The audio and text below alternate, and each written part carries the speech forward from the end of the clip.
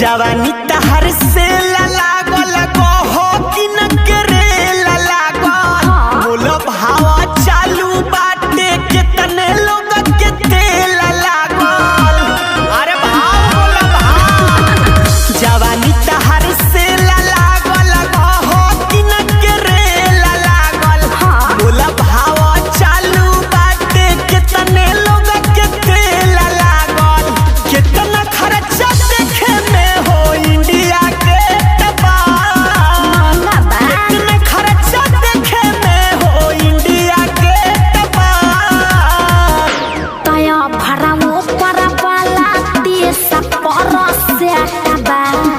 नीचे वाला महला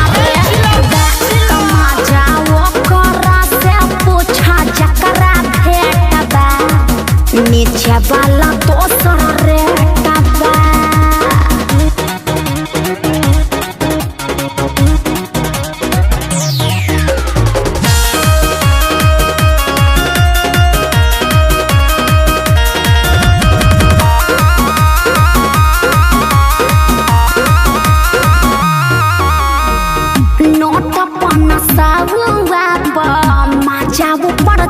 पर मिली ललके 2000 मौका तनी फाफर मिली का विचार बा? अरे सब मिली कितना चाही मुंह खोला हो ये हो जान भाव बोला हो। सब बताओ तने धन से बदन भरल बा हाथ डाली भीतर टोला हो।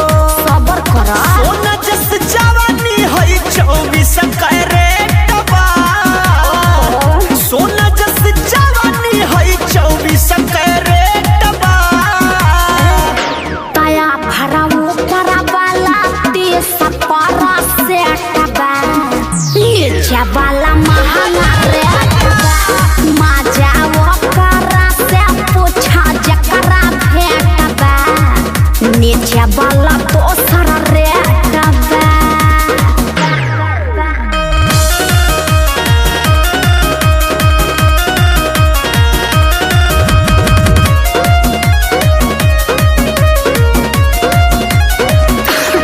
सुना जतना लोग देखले बाड़े हमके महफिल में सूरत हमारा धसल बाटे सभका हो दिल में।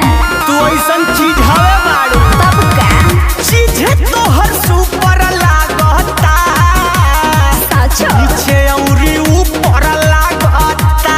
अयो मयो सौदला जवाब वाला हो का दोनों तोहरा बुफर लागता। अरे बाप गोलू भी सुन पूरी कहे अब काले टबा बैठ ले गोलू भी सुन पूरी कहे अब काले टबा। तया भरा ऊपर वाला 30 पर सेटबा नीचे वाला महंगा रेटबा मजा ओकरा से पूछा जकरा भेटबा नीचे वाला दोसर रेटबा। अरे बाप इतनी सुंदर हूँ मैं क्या करूँ? कितना खर्चा देखे में हो इंडिया के टबा तया भरा ऊपर वाला 30 पर सेटबा नीचे वाला महंगा रेटबा